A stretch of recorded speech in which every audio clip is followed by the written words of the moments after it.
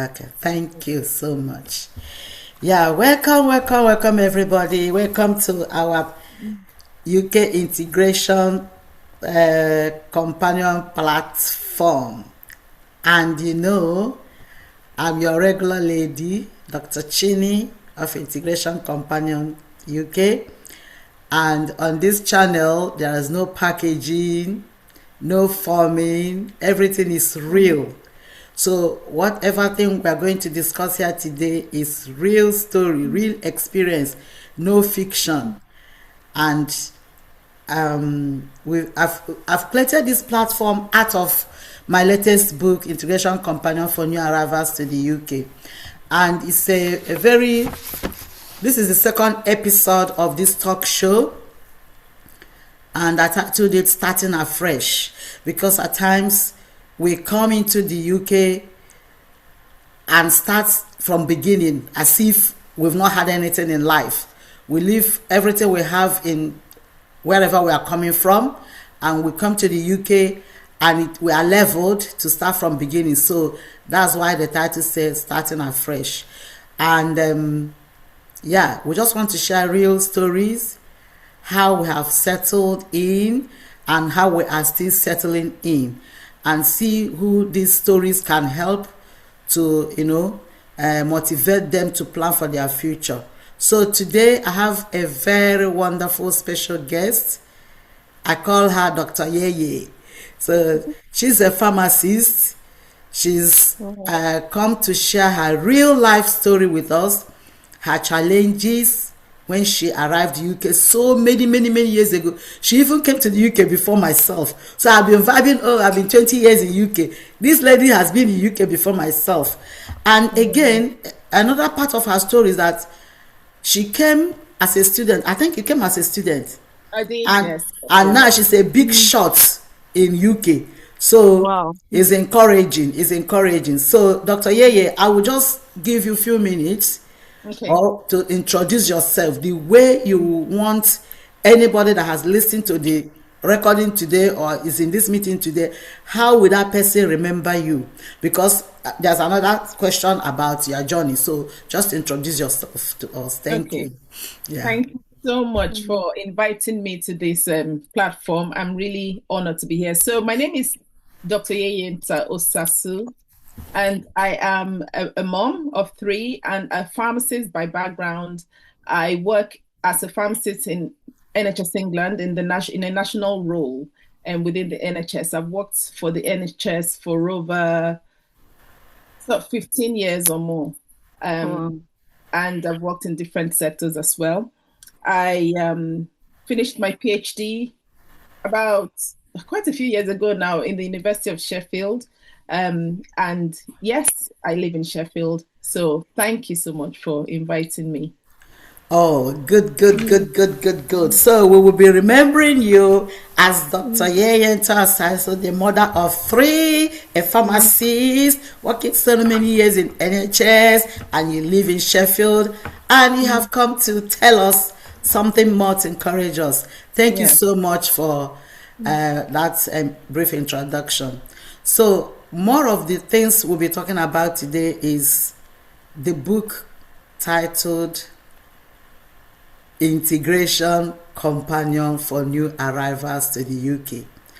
Actually, somebody was saying you should remove that new arrival because it will put people off to think what is in the book is just for those who have just come to this. Say, I have been here for many years.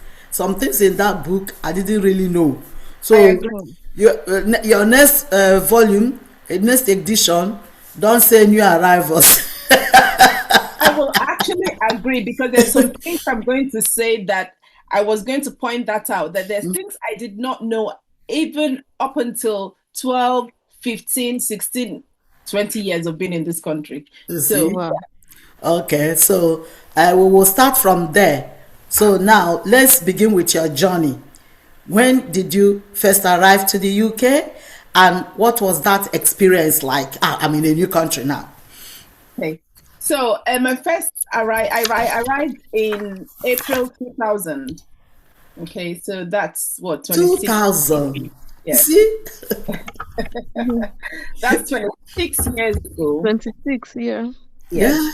And when I arrived, it was raining. And I thought, oh, I've heard about the British weather, but I did not prepare myself for the gray clouds that was almost constant, and rain and cold. So I remember my very first experience of trying to wash my hands under the tap the same evening. And the water was freezing. And I looked and I said, is there a fridge here? Because it was so cold. And I screamed. My father came and said, what's the matter? I said, oh, the water is so cold. He said, oh, no, there's a hot water tap. I said, oh, there is also hot water. You know, I just came from Nigeria.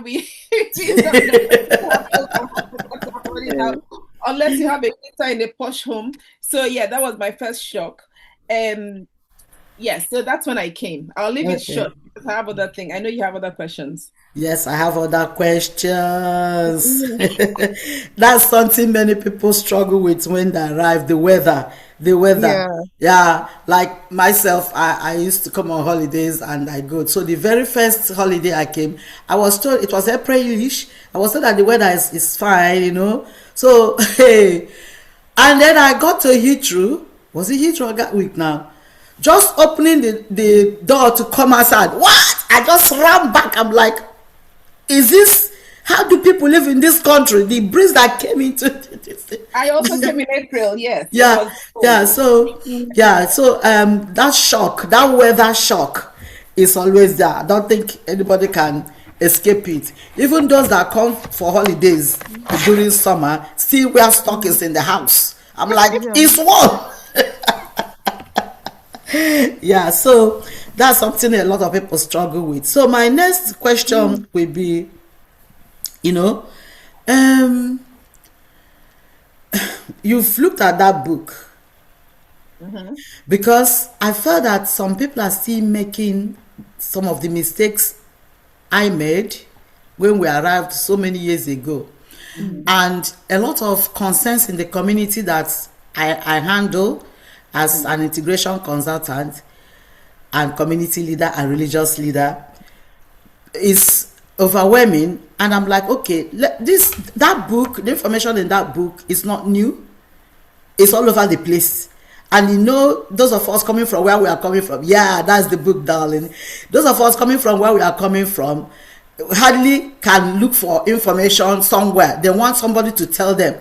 And then most of them meet people that don't want to tell them the real information, and they go and make mistake.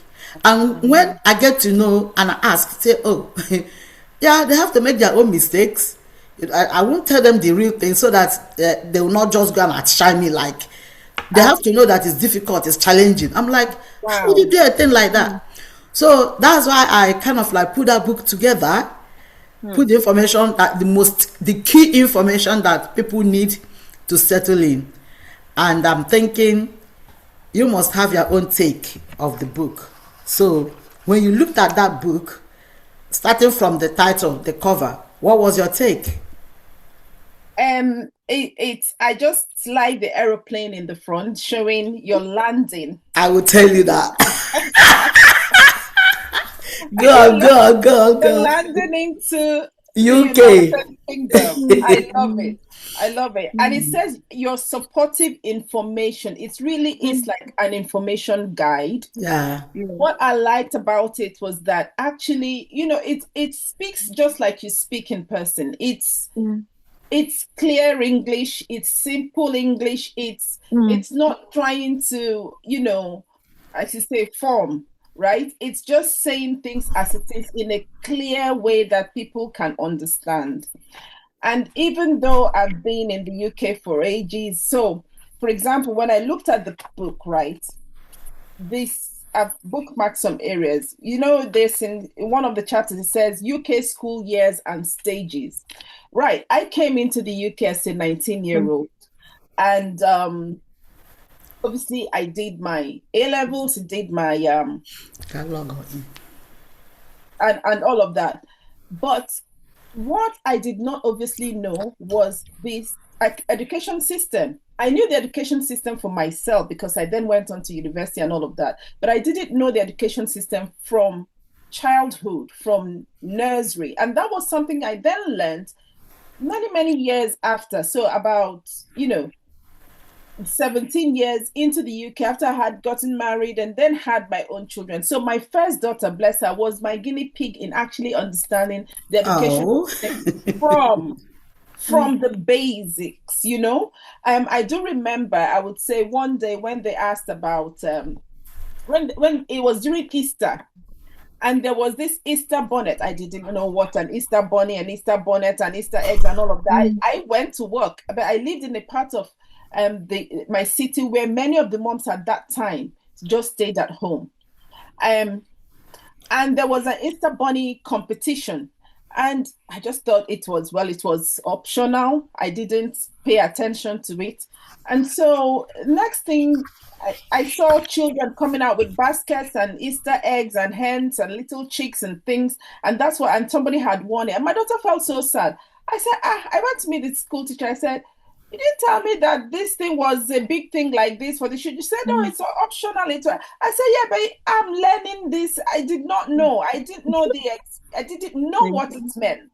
And she was looking at me like, yeah, but you're not a new entrant into the UK. She was just kind of puzzled. But I guess, I lived and my children went in a, middle class area and there are not many immigrants. So she was trying to comprehend herself. Why wouldn't you know that? So I had to explain. I didn't go to school here. So some things people write on the parents' letters, I just can't comprehend it. And I go to work, come back in the evening. I don't really get the opportunity. My children would go to morning and after breakfast club and after school club. So I didn't really have those opportunities. But now I know that even if I didn't have the opportunities, I could send an email, you see? So those little things I didn't know. And those are things, so I'm just pointing out that was a really good thing in the book. And there's so many other useful things. I love chapter 8 about the useful websites and QR codes.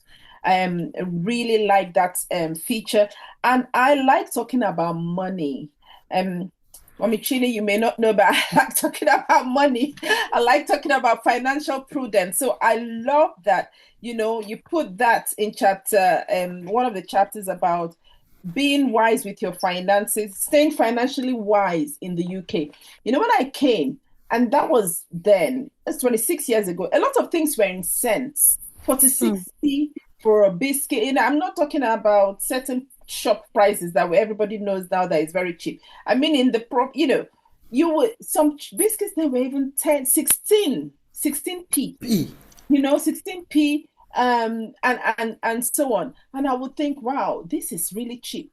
So with my student mind, and the figures were different from what I knew where I was coming from. So in my head, these were really, and I would just spend, So because the figures, when you compare to the figures we have back home, we're in hundreds and in thousands, and you come here and it's in one unit, you think this is so cheap. If you're not careful, you overspend. Yeah, you're very correct. Yeah. Oh, well done. I want to say welcome to everybody. Sorry, I think my computer wasn't that catching that you were waiting in the waiting room. So I've admitted those that have logged in. So I was thinking it's just 3 of us. I didn't know that people were in the waiting room waiting to be admitted. So welcome everybody. I'm glad you're here. Thank you so much for logging in. And we are talking about starting afresh. And with me today is Dr. Yeyenta Osasu. She's a pharmacist by background and now one of the leaders in NHS in UK. And she's a mother of 3. So she's kind of telling us some of the little shocks that even after living in the country for some years, she still had some things she did not know. And that's why I took that pain to, if you look at chapter chapter 1 of that book, Integration Companion for the, New Arrivals. Chapter 1 is about UK ethics and etiquette, UK festivals. Somebody saw Halloween on her passing through, you know, that dressing, passing through her window, and she thought it was my village people that they do masquerade in UK. So to her, she felt village people have come, you know, to attack her. They're like voodoo. Then I also talked about the weather, because at least that happened to my colleague. When we came, we were in the class, and this lady didn't come to lecture. And do you know why she didn't come? She said, oh, she dressed up. It was in December, trust now, snow. She dressed up to go to the bus stop. And then as she was walking to the bus stop, her phone rang. She picked it up from the bag. And lo and behold, it was a call from her home country.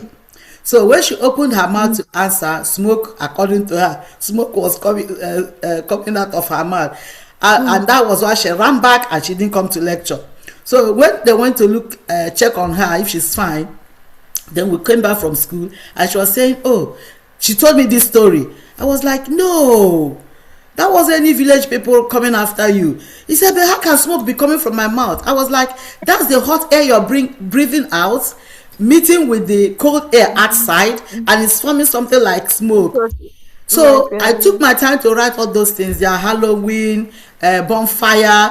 Yeah, somebody was like, at least that one I had a physical experience of a friend calling me, Chini, they are shooting around. I said, no, today is bonfire. It's bonfire. Nobody's shooting. So that if you look at that chapter 1, that's fine. And again, yours was, you are thinking of the money was, the digits were small, but let me tell you my own, and please forgive me, I still do it tomorrow. And that's how I kind of like try to stay financially wise. And my children keep saying, that time we were new, when we go to Poundland, I'm like, wow, my children will say, it's cheapo, it's cheapo. I said, what is cheap? Do you know what 1 pound is in Naira? Do you know what 1 pound is? How can I buy this thing 350 or something? That time it was 350. All this one that is almost 2,000 now. And I get every time they say, Mommy, stop changing. And I realized why. The first time I came on holidays, a friend gave me Jordan brush and cabin biscuits, a packet of Jordan brush, dozen, to give to her sister here. I said, how can you bring Jordan brush to UK? Where they bring it from? So that time I said cold was catching, and I entered the shop and I picked that Jordan brush. It was £2.50. I'm like, hey, what Jordan brush? It's almost 750 naira. No wonder. So a lot of shocks in this country, no matter how long you have stayed. Okay, so is it okay? We need to move to the next question now. Yeah. So many people talk about all these practical things. The challenge is not just about the practical thing. There's this emotional part of it. The isolation, the fear, can I make it? How can I retain my identity? So, Dr. Yeye, in your journey, can you just share that experience with us? How you got to where you are and how you overcame those challenges of not being recognized, those challenges of you are losing your identity, kind of, those challenges of being described as a black woman, and when you kind of like want to impress you're being tagged aggressive black woman, you know, that kind of thing. Those kind of, so can you just share with us how you weathered that storm? Yeah. So I live in Sheffield now, but before I moved to Sheffield, I lived in London for about 12-13 years. And London is a very cosmopolitan city. You have so many people from different places. Okay. Nevertheless, for the first 2 years, I was very lonely. Because the change was so much. I came at a time when I was just, in fact, I had admission already into University of Port Harcourt. I had admission. I was, I had even started lectures. And my daddy just said, "You're coming to the UK." I'm like, why? I wasn't excited because I went to boarding school. I felt like that was my first time of having independence, right? So when I came here, I felt like I didn't have, it was hard to make friends. And I was trying to also make friends with people who did not look or sound like me, because I was inquisitive about a different, different people, different cultures. I wanted to make friends with them. And but I found that people always kind of stayed in familiar groups, that they, groups of people who even either look or sound alike or something. And I felt isolated. I thought, I'm interested in people, but it didn't seem as though people were interested in me back. So it felt really isolating and lonely. But where I found my sort of group or core was when I joined a youth group in my church at the time. And that was a really good place to at least find that initial identity. However, as things progress, and that's why it's a very different experience depending on what phase of life you are.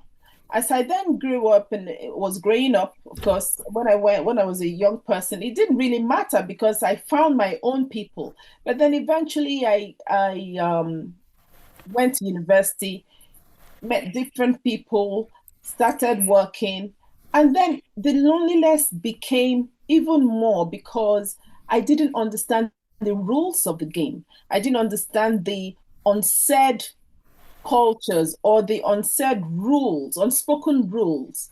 They became more real because when I was much younger, I could understand my fellow people. We had common lingo, common background. But when you're in the wider world, in the world of work, people speak indirectly, and I struggled with that a lot. Where I came from, we spoke directly. What you say is what you mean. However, in the place of work, what people say most times isn't what they mean. So it was a real struggle, and because I spoke what I mean in a direct speech, I was termed aggressive and fierce. That's the word they would use for me. I'm fierce. I'm thinking me, I'm meek, I'm mild, God's child. I don't mean anyhow, but these people termed me fierce, and the narrative continued, and I could not understand the gossip. There was a gossip culture. There is a gossip culture in the workplace, and in any way. That's how. You even be there. Sorry to cut you short. You even be there, and the gossip is going on in your face with About eyes and mouth and rolling. That kind of go on. Yeah. The gossip they can even be talking to you and be abusing you. You follow them and laugh. You don't even realize that. And they all laugh because they understand this person doesn't understand, right? For me, it took me some time. I will maybe decode 2 years later. Oh, I was the person they were talking, and me, I'm laughing. And these things were challenging because you had no one to tell you. You had no one to guide you through. You can be so. I did a reciprocal mentorship thing at work with a much senior leader only recently, and she began to understand the concepts from an immigrant's mindset. And I said, up until lately, even that I've been in the UK for 26 years, up until lately, if I get feedback from work, you give somebody your written work and they say, or you get on in a meeting and say, oh, really? How interesting. That's really it's not interesting, It just means that is a very silly. That's rubbish. You should not even have mentioned it. And you'll be thinking, oh my dear, it's really, you follow them up with an email and they'll be thinking, do you not get it? But they would not tell you. So you can't learn, you can't revise you. And that's a frustration because people will be giving you feedback.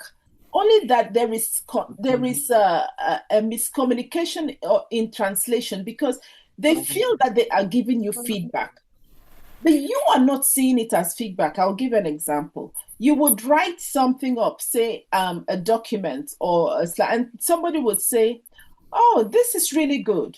What they mean by this is really good, it's not as good. It's not really good at all. They would say, "Oh, this is really good."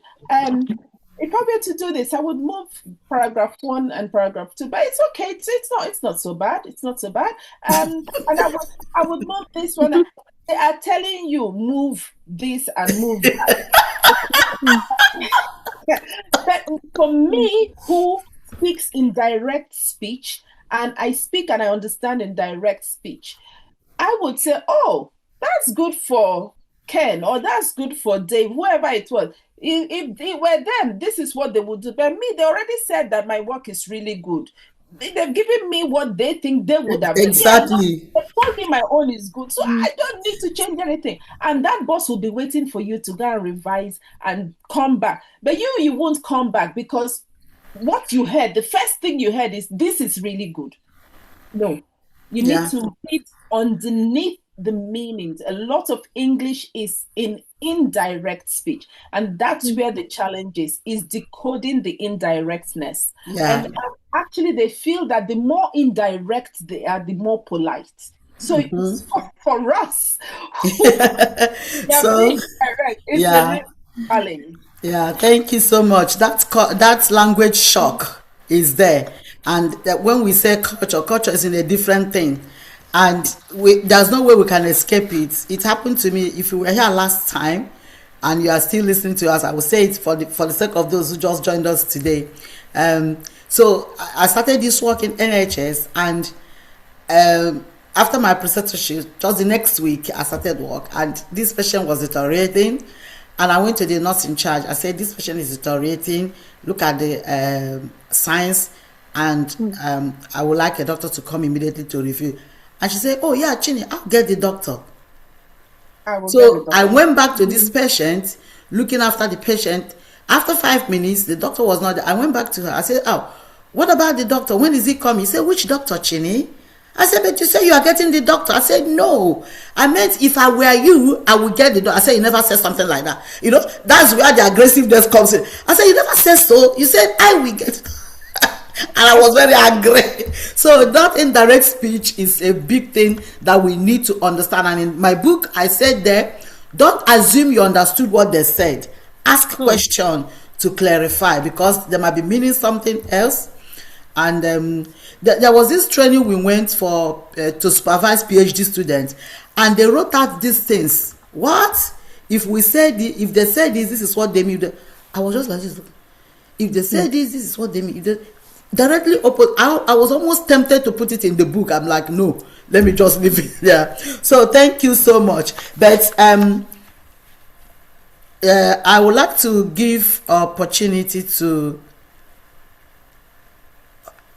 people online. Okay. I don't know if anybody wants to say something for now before I continue with my guests.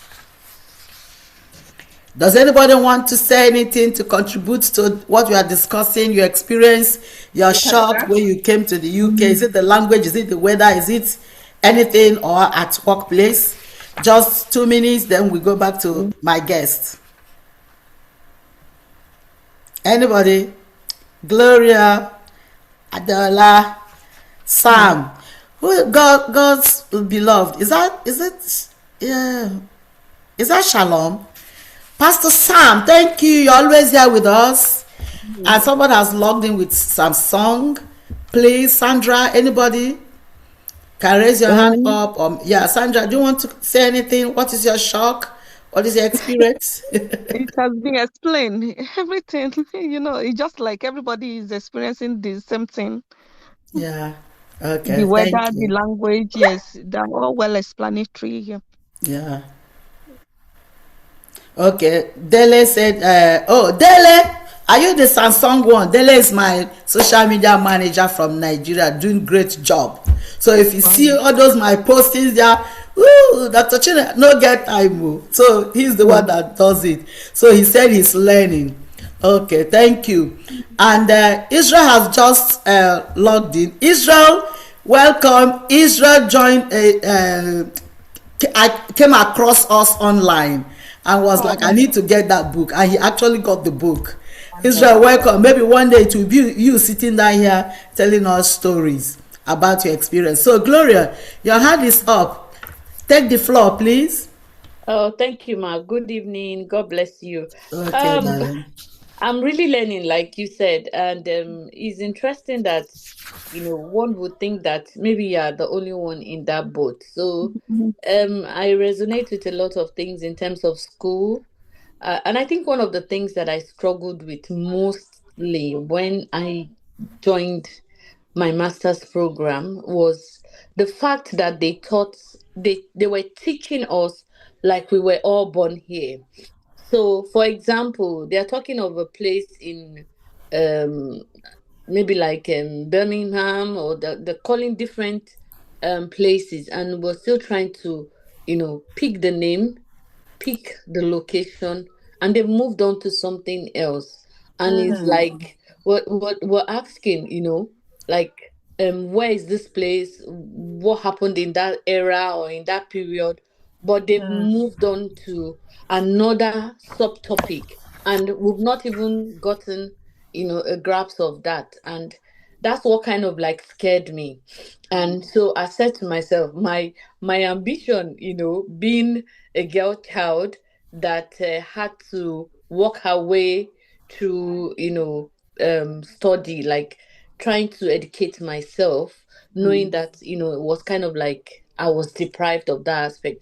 And I'd said to God that one favor that I would want him to do for me was to empower me in such a way that I would be able to go all the way to PhD. And that really scared me. So even when I finished the master's, and I said to myself, I don't think I want to proceed to PhD, because if I struggled this much in the master's, in the PhD world, it means everything will just be flying over your head. But it was really a struggle. And So you're doing it now. Well done, girl. and we had to start getting coaching, even as much as going back to doing English lessons, like basic English and everything, which we thought, I mean, we were grounded in it. But so that culture shock on its own, and assimilation and everything, I kind of like really struggled. And I'm happy just listening to Dr. Yeye talking about it, and her saying that she's been here for quite a while, and Yeah, there are still those gaps and differences. So yeah. thank you, Ma. I really appreciate it, and I'm Th- blessed to be here. Thank you. Thank you. Thank you for coming. One day, maybe you will be the guest talking on this platform. Welcome. And while you Oh, were Ma. talking, our own Jeremiah joined. Jeremiah used to be one time president of the student union in Harlem, and he's planning to be the president of Nigeria one day. So I like that ambition. So Jeremiah, welcome, and he is going to be our guest for next month. And Wow. I'm glad you've joined us. We're almost rounding up anyway. So Thank you, Ma. going, yeah, you're welcome. Going forward, I don't want to ask you if you want to say anything, because you tell us next time. Next Next month. time, Yeah. okay. Thank you. Yeah. So I'm back to my guest. Like I said, for the sake of those who just joined us, that's Dr. Yeye, who came here as a student 26 years ago, mother of three, wonderful wife to a beloved husband. Hey, your husband has to be on this platform very soon. Yeah. Yeah. And now a big leader in NHS. And yeah, Yeyenta, back to you. So if somebody just came into the UK now, what would be the advice? My Just advice would be, please don't stay alone. I mean, there is a lot of information online. Unlike when I was here, you would go, when I was 19, I would go into the job center. Don't stay alone. But another advice I would give, don't stay within just your circles, okay? Because you can't see beyond just where you are. If you stay within only familiar people, familiar thinking, familiar tongues, you need to try and mix with people, right? I was in a leadership meeting 2 weeks ago where this guy, a sick man, sick, sick people, the Sikh religion, right? He said how he even learned it. When he came here, he didn't have a word of English. How he learned English, he would sit in the pub. He doesn't drink, he would just sit in the pub and watch all these English people speaking. and looking at them and learning different mannerisms. And until one day he began to pick up the local dialect and the slangs. And then the local, there's a variation in intonation, in accents, in regional accents and regional way of people speak. But please don't stay within, oh, just only my church people, only my country people. No, please. Try and volunteer in places, okay? Because this is the only way you will integrate. You can't integrate when you're only with your own people, right? You will learn different things when you mix differently. And then you still have, and also know that you have something to give. You have something to offer that others who are different from you can also learn. Okay, thank you. We are rounding up now. And just in one word, what does integration mean to you? What does feeling integrated mean to you? Being integrated means that I can understand the culture and I can take the good things of the land and also give of the good things of myself. I've just said it, in what I said, the example, like that's what integration means, and even in the foods, even in the tastes, even in, the culture, go for walks. Understand what makes other people tick. That will, and because then you begin to understand the dry English humor. Or that they meant that as a joke. They didn't mean this as a joke, or they meant that this way, But you can't learn if you're only staying with people that you know. It might be very uncomfortable, but give it a try. You'll enjoy England. Thank you.